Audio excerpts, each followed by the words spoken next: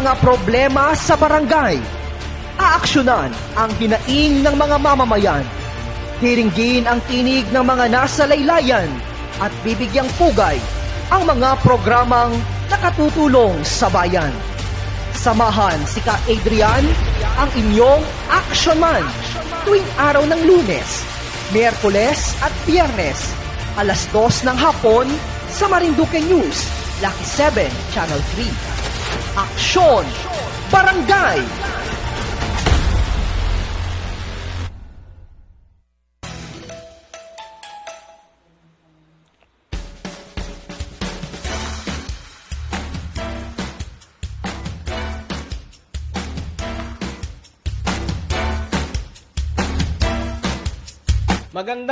Magandang araw Marinduque, magandang araw sa lahat ng ating mga kabarangay, isang malusog at ligtas na araw sa bawat isa sa atin at sa lahat ng ating taga-subaybay. Muli naririto naman po ang ating palatuntunan, ang programa na kung sa magkatampok na mahalagang mga usapin na may kaugnayan sa ating mga barangay, at ito po ang Aksyon Barangay. At muli ako po ang inyong makakasama, ang inyong kabarangay, Ka Adrian Rosales, dito na po sa panibagong edisyon ng ating palatuntunan, ang Aksyon Barangay.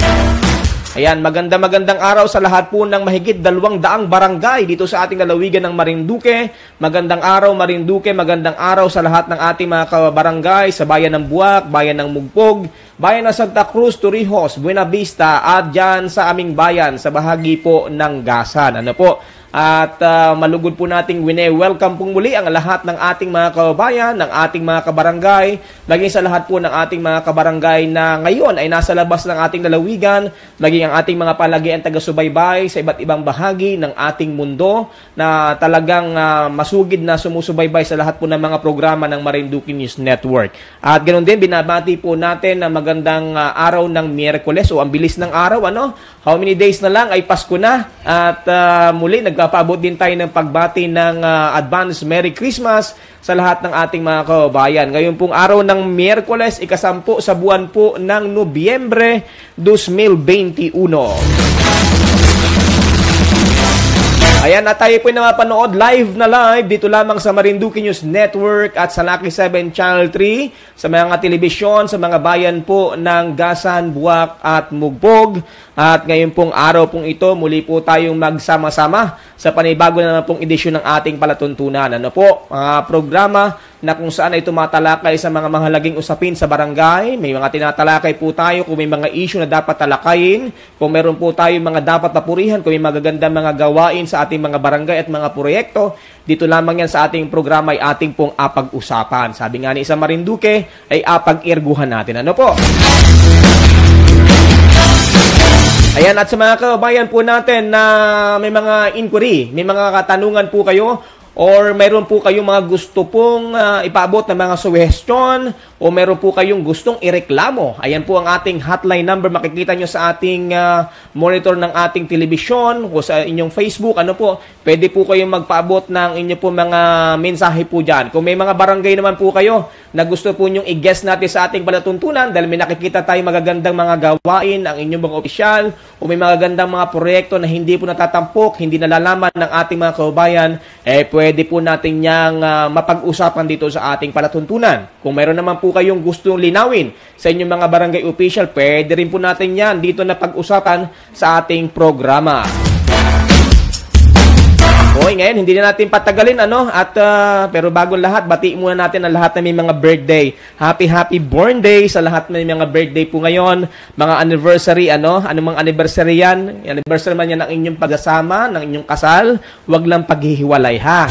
At baka mabarangay kita niyan. Ayan, at ganun din, binabati pala natin ng belated happy birthday ang ating Speaker of the House, Congressman Lord Alan Velasco, sa kanyang kaarawan kahapon, tama ba? At kasabay din yan yung naging kaarawan naman ng ating late Governor Carmencita Reyes kahapon din po yan. Sa lahat po ng mga may birthday ng November, ayan ay happy birthday, at binabati ko na rin pala ng advance happy birthday ang aking tatay ano yan ay bukas, November 11, si Tatay Martin Rosales. Ayan, at binuno ko na at baka makalimutan ko mamaya. Well, wag na natin patagalin at ngayon po meron tayong panauhin dahil ngayon po ay Miyerkules. Ang schedule po natin ngayon na barangay ay isang barangay mula po sa aming bayan sa Gasan. Ano po? At ngayon po ay kasama natin ang isang magiting na punong barangay na talagang sa serbisyo publiko ay hindi manatawaran, ano po. At yung kanyang barangay ay talagang hitik ng kasaysayan, hitik na magagandang mga pasyalan, ano po. At syempre po ay talagang marami pong programa ang ating pong malalaman po ngayon diyan sa kailang barangay, ano po. At ngayon po ay atin na pong wini-welcome sa ating palatuntunan ang ating punong barangay mula sa Barangay Pinggan sa bayan po ng Gasan, si Kapitan Dani Apostol. Welcome to our program, Action Barangay Cup. Magandang araw sa iyo. Magandang araw din po. Ayan, Kap, medyo lakas-lakasan ang boses. Okay po. Si Kap na po ay medyo ninenervyos, oo. At makikita siya ngayon ng ating mga kabarangay at ng ating mga kababayan. Kap, unang tanong, sino ba si Kapitan Dani Apostol? Ako po si Danilo Largado Apostol, punong barangay ng Pinggan. Ako po ay nakapagtapos ng Associate Marine Engineer sa Piatti University. Ako rin po ay nakapagtrabaho ng 3 years. Ako po ay nagbarko. At ganon din po ang aking mga anak na sa kasalukuyan ay andun din sila. Tumulad sila sa akin. Ganon din po sa aking mga kabarangay na binabati ko po ang aking mga kasama, ang aking mga kasama sa sanggunian. Lalo tigit po si Ma'am Carla MJO at ang aking mga kaibigan na mga kapitan na nanonood ngayon. Sana kayo naman sa sunod. Batiin din natin ang ating mga opisyal ng ating pamahalaang bayan, Kap. Ganoon din po sa ating minamahal at ginagalang na Mayor Vic Laulim. Ganoon din po ang Vice Mayor Yudel Sosa. Ganoon din po, lalo tigit po, si Pangulong James sa Liga ng Bukal sa buong Marinduque. Liga ng mga barangay. Liga ng mga barangay sa buong Marinduque. Ganoon po kay Balado, yung aking kasamahan na talagang kahit saan. Ganoon din po kay Efren Ricanya, yung aking mga kapitan na mga kasama. Ganoon din po kay Kapitan Reigns, kay Paikot, kay Kapitan Soberano, kay Kapitan Sadiwa, kay Kapitan ay minsan ay nalilimutan ko na. Ako medyo parang sige, i-general na lang natin. Okay po. Opo, lahat po ng mga kapitanes sa buong Gasan. At baka magandang hapon po sa inyong lahat. Magtampo. Oo, at binabati ko pala special greetings sa ating napakasibag na opisyal ng DILG, si Ma'am Carla Go. Ayan, magandang hapon, Ma'am. At eto na, kasama natin yung isa sa top 10 na barangay sa inyong bayan dyan sa Gasan. Ayan. At napakinggan natin, si Kapitan pala ay isang mandaragat. Ano bang tawag doon? Hindi man mandaragat, seaman. Yeah. Oo. At sabi daw pag mandaragat ay mangingisda. So, siya po ay isa pong seaman at ngayon ay kumakatawa naman bilang nasa serbisyo publiko bilang punong barangay. Kap, medyo nakapagtataka lang at napili mo nung nakaraan pong mga araw o nung ating mga nakaraang episode dating Chief of Police, kayo naman ay seaman. Ano bang meron at napili niyong maglingkod sa ating barangay? At ilang termino ka na ba bilang Kapitan, Kap? 2 termino na po ako ngayon. 2 termino. Opo. So masaya ba mula sa pagiging seaman ay ngayon ikay Kapitan?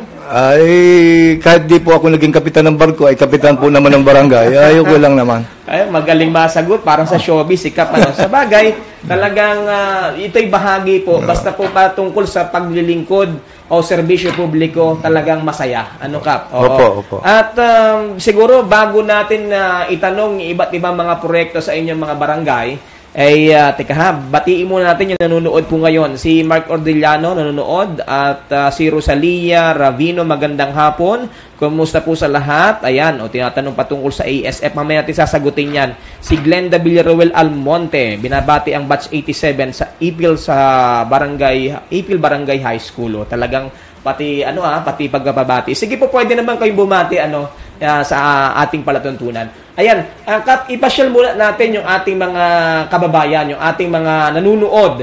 Kung nasaan po ba ang Barangay Pinggan, gaano ito kalaki, at para alam nila kung nasaan ang Barangay Pinggan. Ang Barangay Pinggan ay isang maliit na barangay na matatagpuan sa tabing dagat ng Southern Marinduque.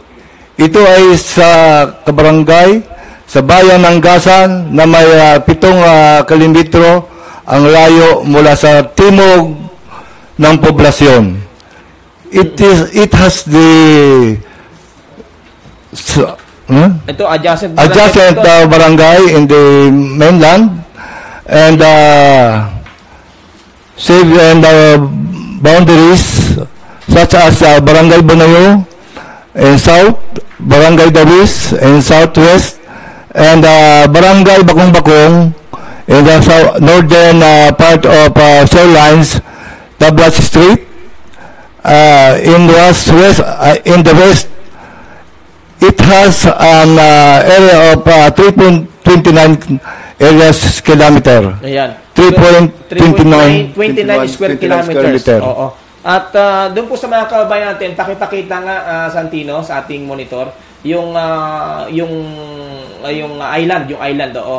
Dahil ito po sa mga kababayan natin, bukod po sa tabing dagat, ito pong Barangay Pinggan, ito rin po nakakasakop doon sa 3 island. Opo. Ito po yung island ng Gaspar, Melchor at Baltasar. Tama po ba? Tama po. Pagkakasunod-sunod, yung Tres Reyes Island na tinatawag. Opo. So, ilinawin ko lang sa ating tagapanood, hindi po ibig sabihin, ito pong Tres Reyes ay dahil isinunod po sa mga dating opisyal ng ating pamahalaan. Ano po? Ang ibig sabihin po ng Tres Reyes ay 3 hari. Ano po? 3 kings. Kaya nga po ang pangalan nito ay Melchor, Gaspar at Baltasar. Ayan. 3 kings ang ibig sabihin ng 3 hari.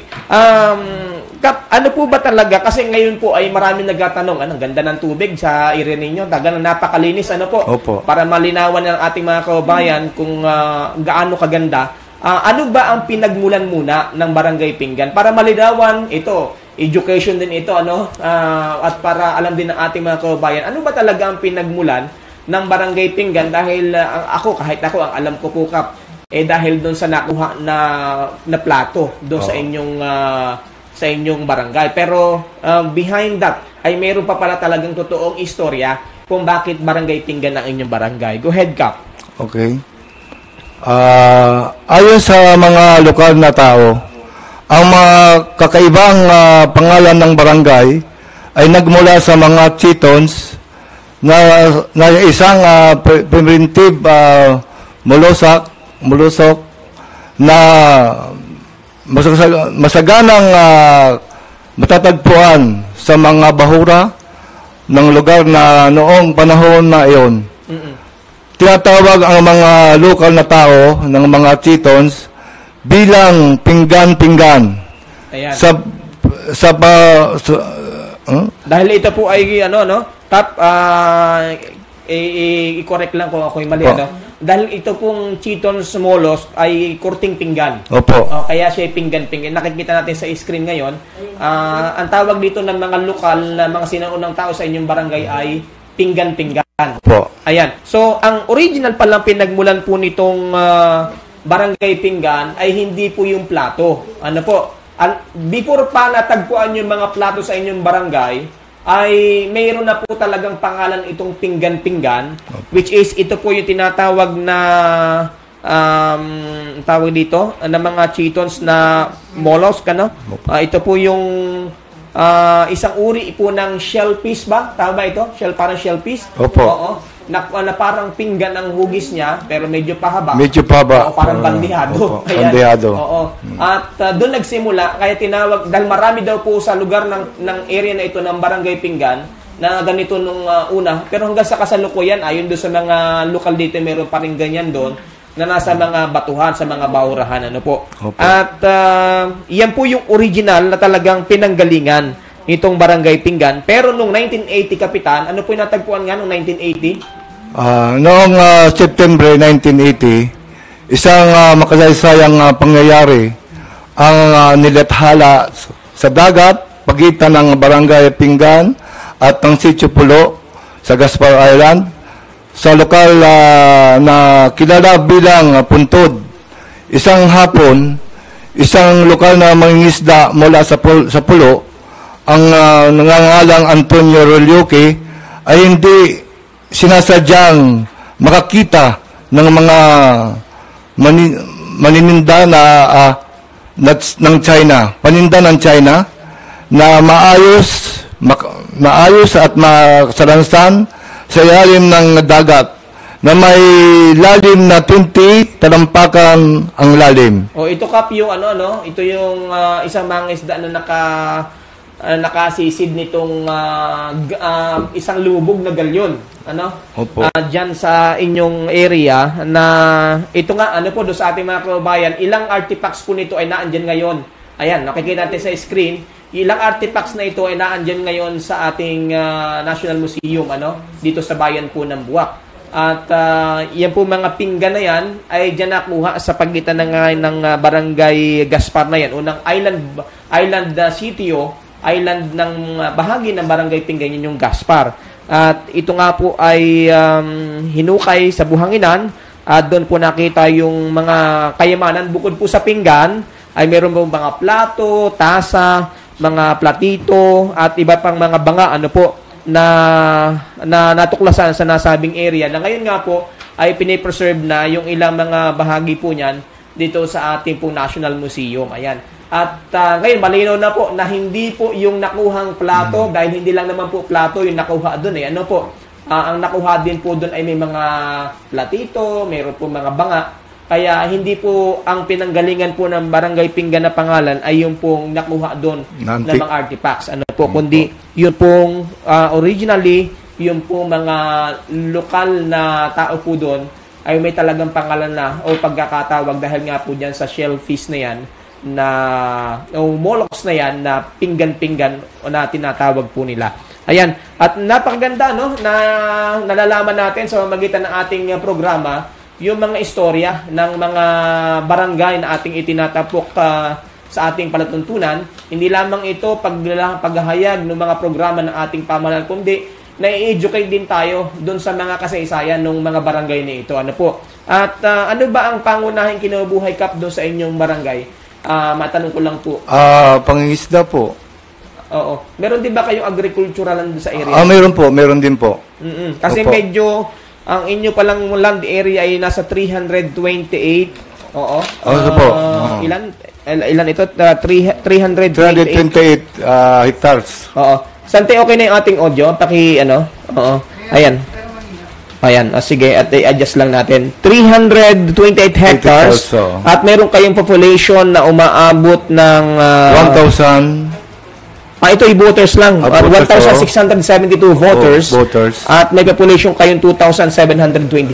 Opo. Tama po ba? Yun Opo, sa record na hawak din natin dito. Opo. At ang inyong pangunahing ikinabubuhay sa inyong barangay ay yung pong pangingisda. Pangingisda. Oo, dahil kung naghahanap po kayo ng sariwang-sariwang mga isda, mga isdang bato, mga isdang... dami doon. Oo, yun po mga primera na isda kung tawagin.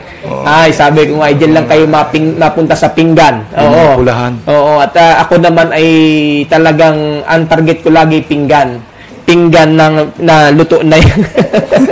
Oo, nagaling ang isda sa Barangay Pinggan. Napakaganda po sa ating mga kababayan. At ito pong Barangay Pinggan po ay...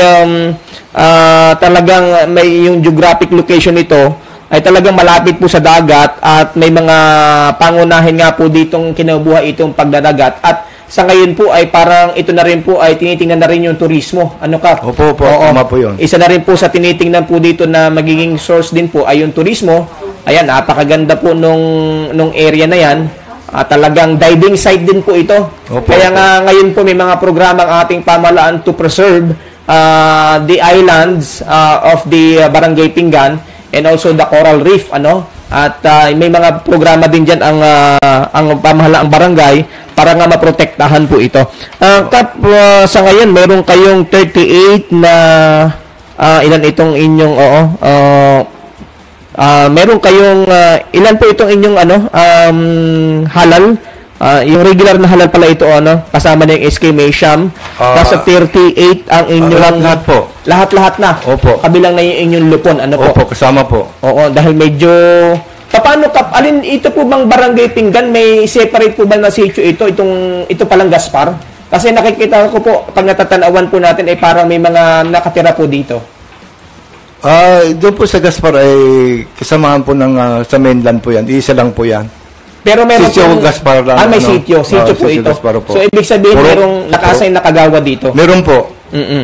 At, Kap, ano po yung mga... Kasi ito po, nakikita nga natin na bukod po sa magandang tanawin ng Barangay Pinggan, ay nakita natin na marami pong umuusbo ngayong infrastruktura dito o mga project. Ano po ba yung mga ongoing project natin ngayon dito sa ating Barangay Pinggan? Ongoing project ko po ay yung rehabilitation of water works system, source of project, provincial fund. Ito po yung binigay po sa akin ni Bukal Len Angeles. Ganun din, kasamahan din po niya si Governor Velasco.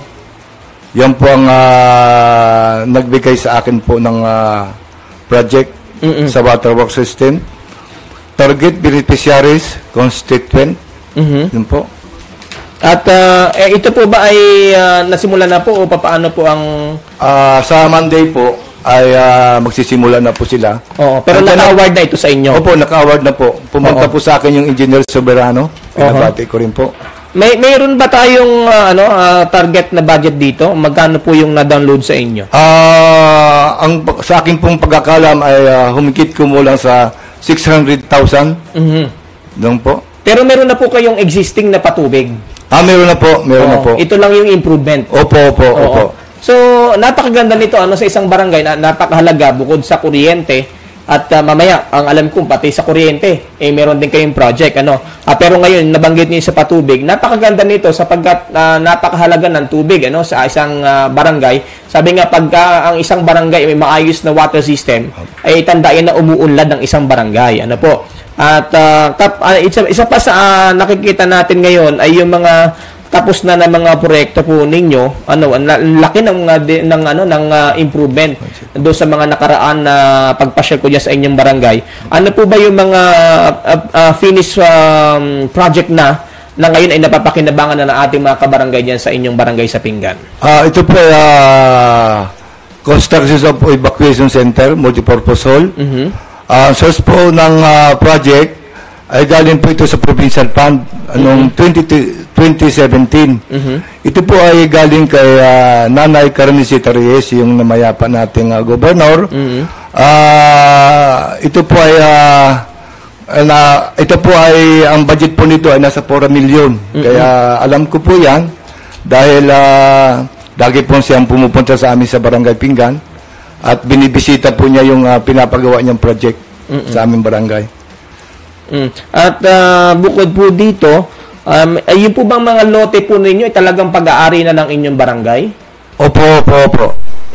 Kasi may nakita po ako dito sa inyong mga dokumento na mayroon pong na-donate sa inyo na lot na 100. Parang sa sa health center, po? Sa health center po yan. Oo, na 200 square meter. Opo, yun kay Rosalina de Jesus Putranon. Oo, at talagang sumasaludo tayo sa mga ganitong mga kababayan natin na willing na mag-donate para sa kapakinabangan ng kanyang mga kabarangay. Sana marami pang mga ganito na mag-donate na mga pagtatayuan ng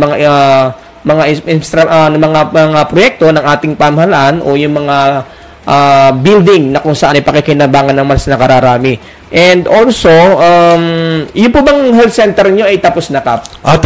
Tapos na. Mayroong magkano po ang naging budget nito? Mayroon po ba kayong idea? Ang pag-aalam po dyan, ang budget po nung itinayo yan ay 1.2 million. Yun po. So, ito na rin po yun. Nagamit na po ba natin ito nung magkaroon tayo? Siguro, doon sa ating mga kababayan, nagtatanong, isa rin sa nakaranas talaga ng hagupit ng pandemya, yung Barangay Pinggan, nakaranas din kayo nung tinamaan ng COVID yung ilan nating mga kabarangay dyan. So, ito po ba ay nagamit natin ng maayos itong ating barangay facilities na ito, yung health center natin? Opo, nagamit po yan. Ginawa po namin isolation yan. Oo. So, po. so napakaganda na may mga ganito sapagkat sa panahon nga ng mga emergency ay nagagamit. Ito po ba, Kap, dahil sabi nga po niya ang inyong barangay ay isa po sa tabing dagat, meron na po ba kayong evacuation center sa ngayon? Meron na po. Oo. At pagka dumarating po yung sama ng panahon, nagagamit po na po ba natin ito para sa mga lumilikas sa ating mga kababayan? Opo naman, marami rin pong lumilikas sa aming evacuation center. At Kap, marami rin po tayong mga nakikita dito na mga improvement.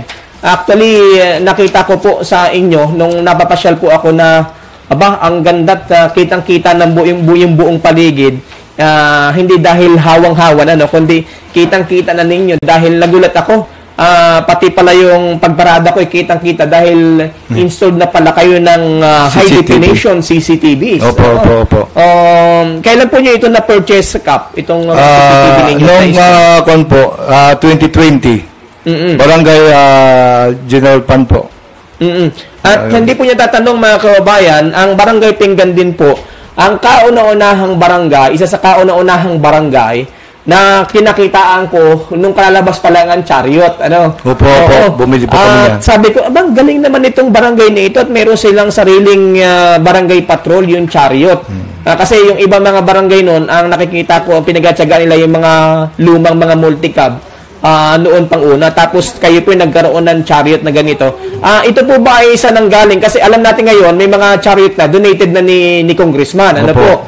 Pero itong sa inyong ito, before pa nagkaroon halos, parang nagsisimula pa lang itong pagbebenta ng chariot, meron na kayo, nakapag-purchase na kayo. Kailan po ito na ninyo nasimula na purchase at yung source of fund po ba nito ay galing din sa barangay mismo? Oo. 2020 po, yan po ay barangay supplemental. Barangay supplemental, 2020? Opo. So, kayo po ay talagang, ito po ay pondo na galing mismo talaga sa inyong barangay. Opo. Oo, hindi ito donated na provincial government. Hindi man po. Oo. So, nakakatuwa na may ganito. Kumuha pa rin ba kayo, Kap, nung galing kay Congressman o hindi na po. Hindi na. Kasi meron na kayong isa. Meron na po kaming wala kaming panggasolina. Po, sa katotohanan mga kababayan, ayan, totoo po kasi ganito. Pagdami ng sasakyan ay pagdami ng maintenance. Oo. So, sabi nga ni Kap, hindi na rin siya kumuha. Hindi naman ibig sabihin ay ayaw niya doon sa binibigay ni Congressman at saka ni Governor.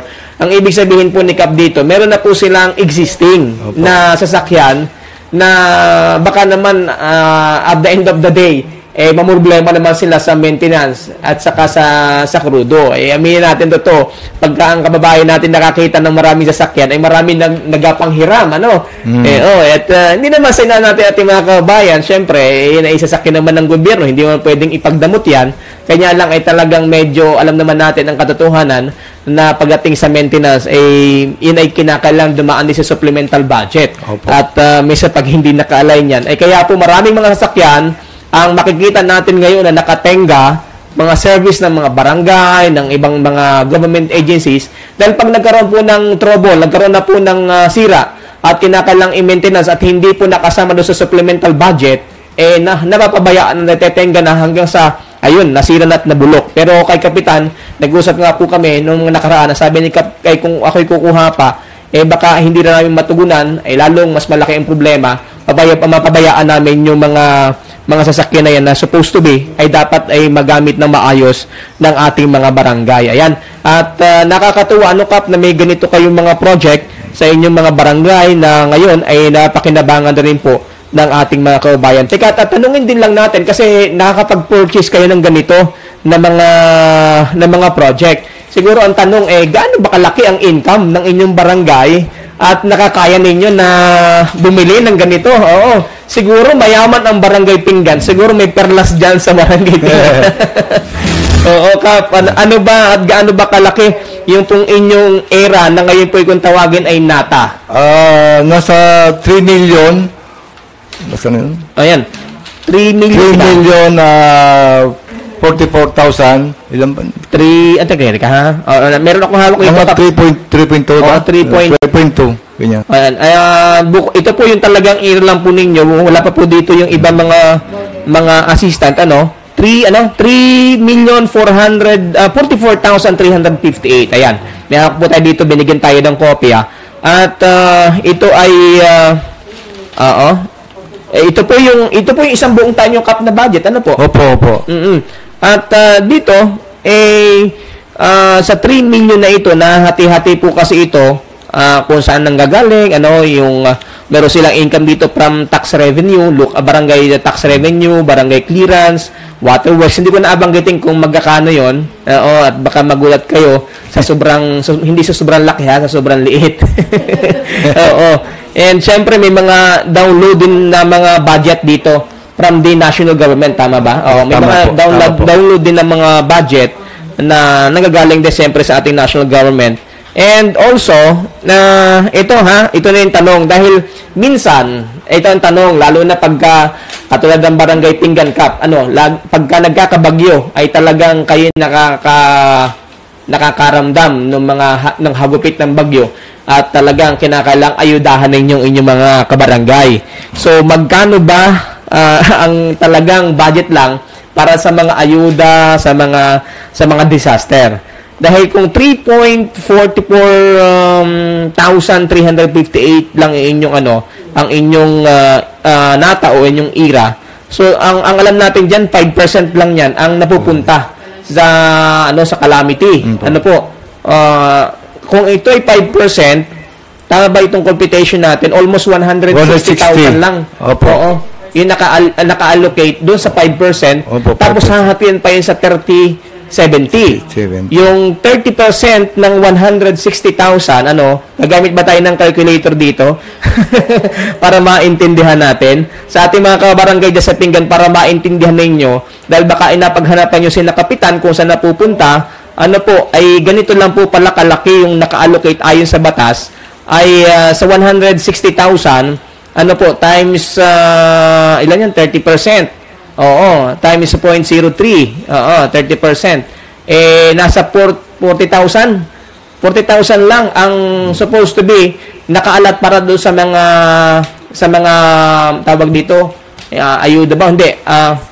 Yung quick response. Yung quick response, yung paunang ipamimigay sa inyo ng inyong barangay official sa, kumbaga, pamatid gutom, lalo na kung tinamaan tayo ng kalamidad, nasa 40,000 lang ang naka-allocate sa inyo in 1 year, sa loob ng 1 taon. Kaya yung susobra doon, may naabot pa sa inyo, may mga sumusunod, ay saludo na tayo sa inyong kapitan. Dahil magaling, madiskarte ang kapitan ninyo. Dahil sa totoo, yung 40,000, sa loob ng 1 taon, paano pagkakasyahin? Sa 40 pesos ang kilo ng bigas, kung sabihin natin sa NFA ka makakuha, baka makuha natin ng 20, ay kung ang inyo palang populasyon ay 2,000, i-divide mo, ay talagang hindi maabot pa, kahit isang buwan, hindi maabot yung 40,000. So, kaya nga, nais natin ito ay paintindi sa ating mga kabarangay na kung hindi po magaling ang inyong kapitan, ay wala talaga kayong matanggap. Baka isang noodles lamang at isang stick na kape. Yun lamang. Kaya nga ito, gusto ko maintindihan din po ito. Hindi sa pinagatanggol natin ating mga barangay official, kundi inapaintindi natin na yung pong iba pang nakakarating sa atin sa magitan ng effort na din ng ating kapitan. Andyan po, pag ubos na yung naka-allocate diyan, doon na lalapit ang ating kapitan sa ating munisipyo at minsan po ay sa ating pamahalaang panlalawigan. At minsan, kumukuha na rin tayo ng mga donasyon. Tama ba, Kap? Tama po, tama po. May mga donasyon.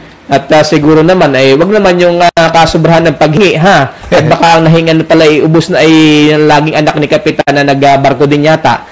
Totoo po. Opo. So, yan po yung inapaintindi natin sa ating mga kababayan na ang kagandahan po nito, Kap, pag masipag po ang Kapitan, kahit hindi po kalakihan ng pondo, ay talagang marami pa rin project. Opo naman. Yun nga ang inapaliwanag din ng DILG. Sipag lang. Na pagka nandyan ang ating pamahalaang nasyonal, ang ating pamahalaang palalawigan, talaga may mga pondo naman. Kaya lang kung hindi po magiging masipag ang mga opisyales, hindi rin makakababa sa atin yung mga proyekto na yan.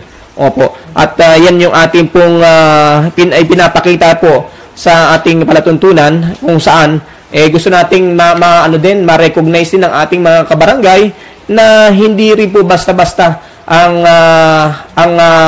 tawag dito, ang trabaho ng ating mga public official. Kaya ako ay natutuwa dahil ngayon ang laki ng improvement ng ating mga barangay officials o ng ating mga barangay dahil nga po sa effort na din nitong ating mga naniminuno sa ating mga barangay. Kap, tanong ko rin lang magkano ba ang honorarium? Hindi po sweldo ha.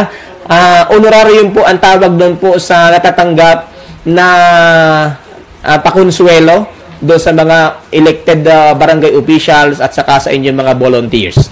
Magkano ba ang sweldo ang honorarium ni Kapitan?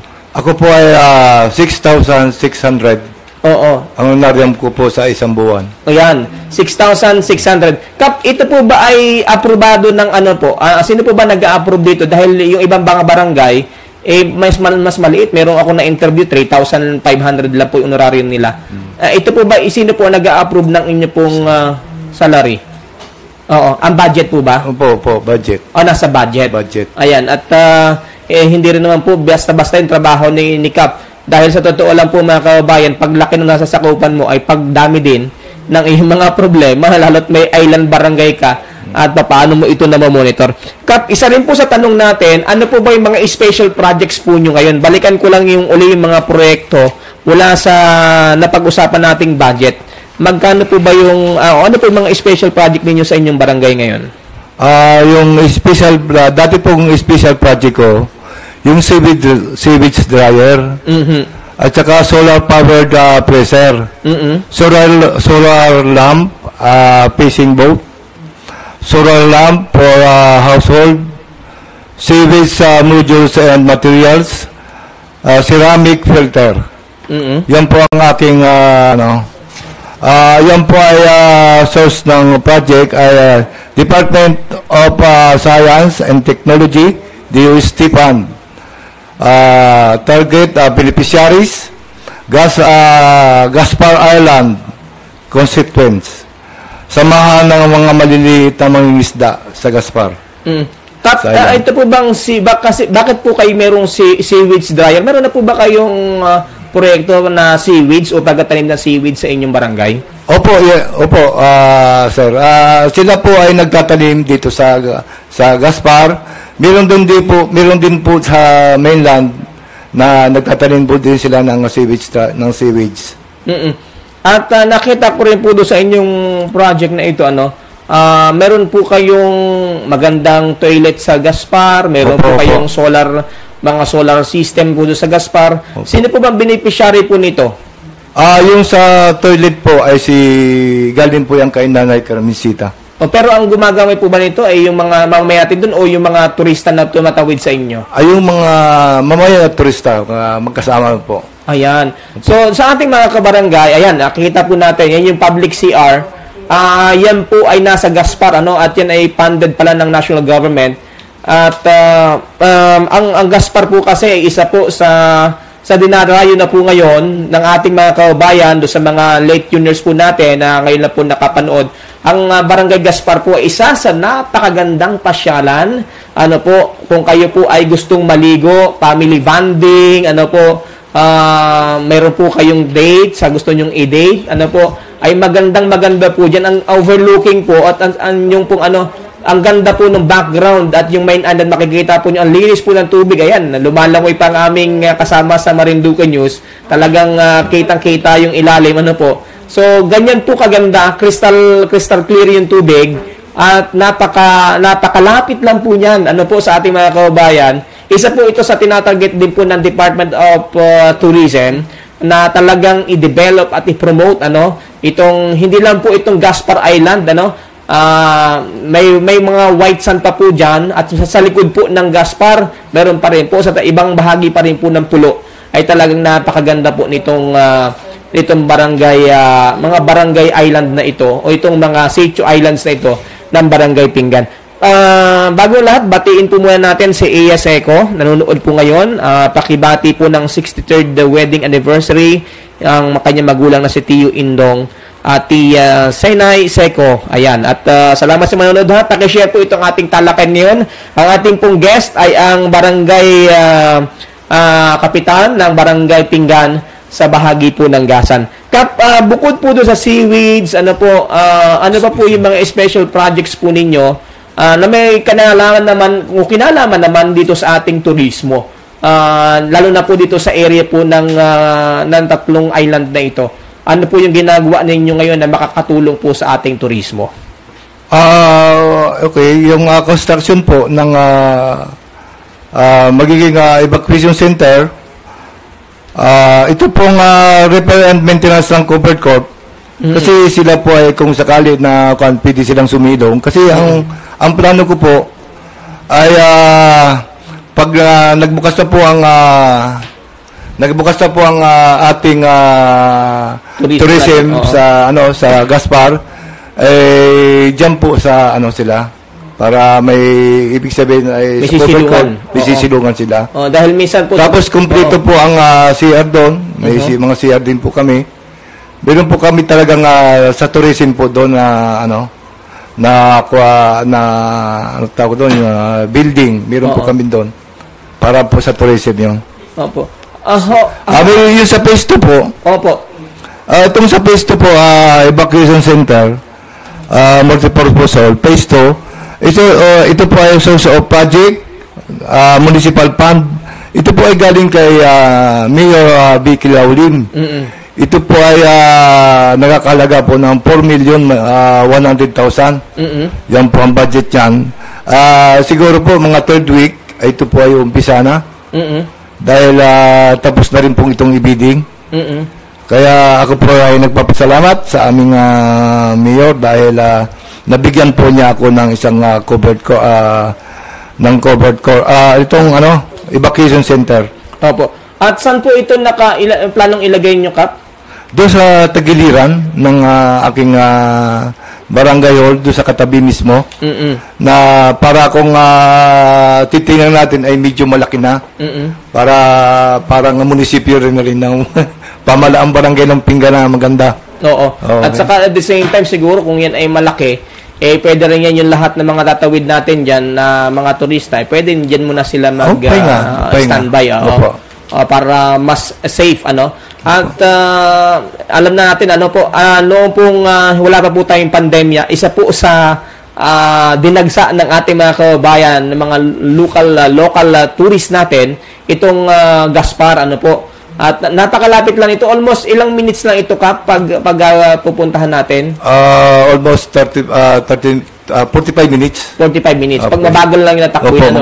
Oo. At yan po ay inihahanda na rin ng ating pamahalaan na bayan, pamahalaang barangay. Na sa oras na magsimula na uli, mabuksan na, lumuwag na tayo, ay nire-ready nila yung ating turismo din dyan sa nasabing barangay. Napakaganda po, At napakalapit lang yan. I-compare nga po doon sa ibang mga bayan na bago marating yung mga island, kung mag-island hopping ka, ay talagang medyo ubos yung isang araw mo. Pero dito, talagang may enjoy mo. Yung isang buong araw mo ay talagang siksik na siksik. Oo, at napakaganda, hindi ka na lalaki pa yung iyong expenses pagkatatawid ka ng bangka. Dahil malapit nga lang, Kap? Opo. At Kap, ano pa po yung mga plano po? How about po itong, dahil lahat naman po tayo nakaranas po ng nitong COVID, ano po ba yung, dahil kayo po isa sa tinamaan, ano po ba yung mga ginawa nyo measurement? Ano ba yung ginawa nyo na paghahanda at nung kayo po itamaan, paano nyo po ito na-resolba at natulungan yung ating mga kababayan na apektado nga ng COVID-19 sa inyong barangay? Nung pong may tinamaan po doon sa aming barangay, pina-isolate ko po sila, tapos sila po ay nirarasyonan namin ng bigas. Kami po ay humingi kay Mayor, tapos kami po ay nag-alat ng budget para po dyan sa mga pambili ng bigas. At meron din po na magagandang loob, na katulad ni Ninang Magkamit, nagbigay po sila ng cash. At yun po naman, yung cash na yun, binigay ko po sa aking treasurer. Namili po kami ng mga katulad ng mga luya, yung mga prutas, saging, lahat ng ano po, ng, may vitamins pa po na ano. Nakakalaga po yun ng 5,000 na ibinigay po sa amin. Ayan, at napakaganda niyan, ano po, na inyong ginawa na. Sa ngayon po ay wala na po tayong kaso sa inyong barangay, ano? Wala na po. Oo, talagang maayos na po. Opo. At ayan, yan po yung naging programa po ninyo. Sa panahon naman po ng kalamidad, Kap, dahil alam naman po natin na pag ganito pong mga magatapos na, may mga hindi inaasahan tayong mga kalamidad. Paano niyo po ito pinaghahandaan? Pinaghahandaan po namin yan. Kami po ay nagpapalabas ng ano. Pag may mga kalamidad ay kami po ay talagang pinapalabas po namin yung pundo. Kasi may mga kanya-kanya pong pundo yan ano. Sa DIR po sa ano. Kaya kailangan lang talaga pag may kalamidad maabisuhan agad yung mga tao na lubikas dahil sa isang parte sa amin, sa katulad namin na namumuno, ay napakahirap din na yung iba ay lilikas yung kalakasan ng ano. Kaya napakahirap po. Kaya talaga may early measurement po kayo na ginagawa and evacuation na ginagawa or yung pong pag-evacuate sa ating mga kababayan. Yung po nga. Opo. Isa po sa mainit-init na issue ngayon, ano, dahil hindi na rin kahabaan yung ating oras, yung pong regarding dito sa mga, sa ASF, ano? Opo. Ano po yung ginagawa ninyo? Dahil alam po natin nakapagpa-meeting na ang ating pamahalaan lokal, ano? Ano po yung ginagawa ninyo? Kumusta po? May na-monitor na po ba kayo? O kung wala pa man po, ay ano na po yung ginagawa niyong paghahanda para tulungan yung ating mga kabarangay, lalo na yung mga kababayan tayo na nag-aalaga sa kanilang backyard ng mga alagang baboy? Katulad po noon, nagpatabag po ang ating mayor para po sa ASF na kung saan nagkamiron po nga ng mga sakit ang mga baboy, ay bawat barangay ay binomonitor po namin at pati nakarehistro po yung mga baboy sa bawat barangay kasi kinukuha po yan ng MAU. Kaya nga po ako po ay nakikiusap at dahil sa mga sakit na laganap ng ASF ngayon, ay dapat po ay wag natin pong paligawin ang ating mga baboy. Pati yung mga sasakyan po sana, ako po yung nakikiusap, yung mga sasakyan na yung trambiya na dating nagsakyan ng mga hayop, ay wag na po sanang pakalakad-lakad pa para tapos i-disinfect po sana para makaiwas tayo sa mga sakit na lumalaganap ngayon sa ating mga baboy.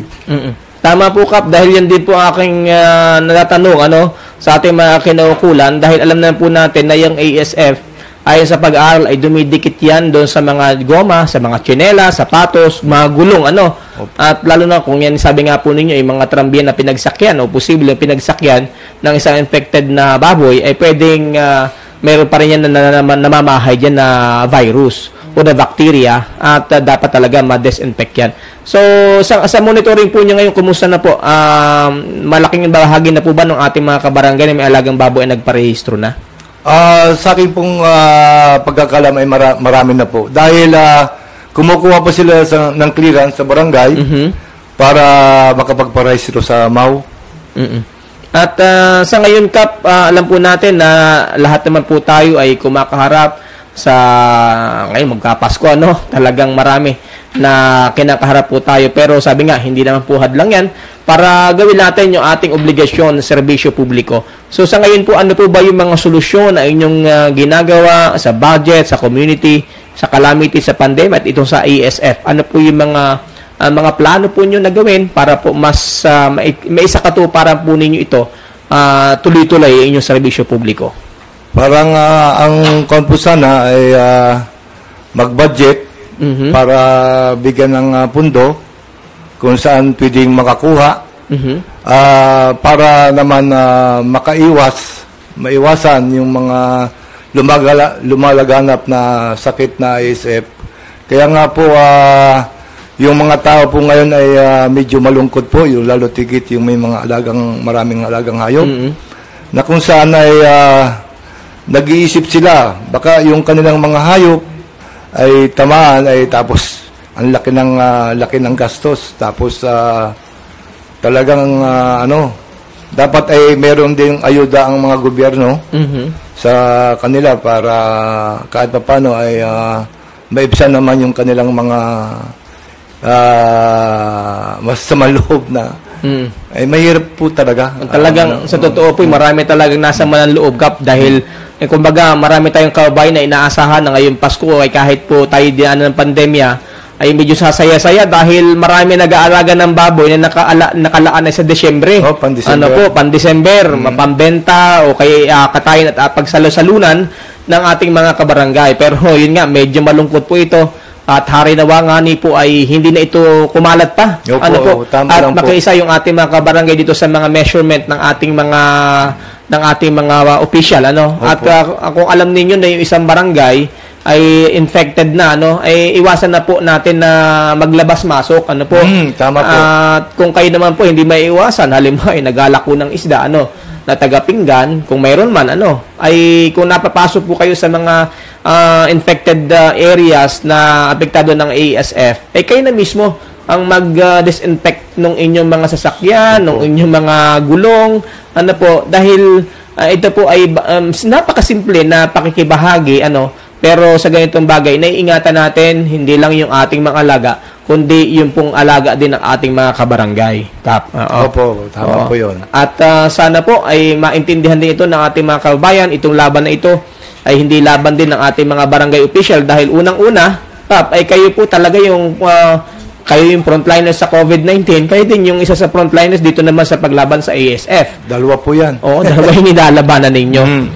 Kaya ang kailangan talaga natin ngayon ay pakikipagkaisa. Kung ano man yung magagandang mga proyekto ng ating barangay, hindi naman magagawa ito kung wala din yung pakikiisa ng ating mga constituents. Kap? Tama po.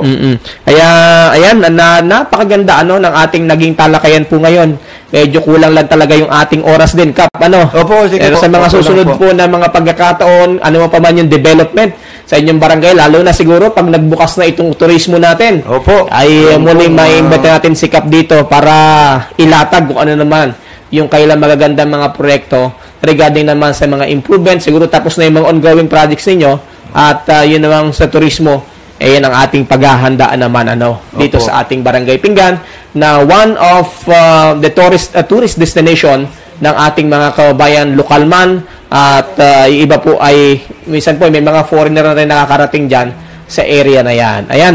At Kap, meron ka po bang mensahe sa ating mga kabarangay, especially sa inyong barangay, sa inyong mga kasamahan, at sa lahat ng ating mga tagapanood? Unang-una po ay lalo tikit po ngayon sa sa amin sa barangay yung mga tao na matitigas ang ulo, dapat sana ay konting kayo.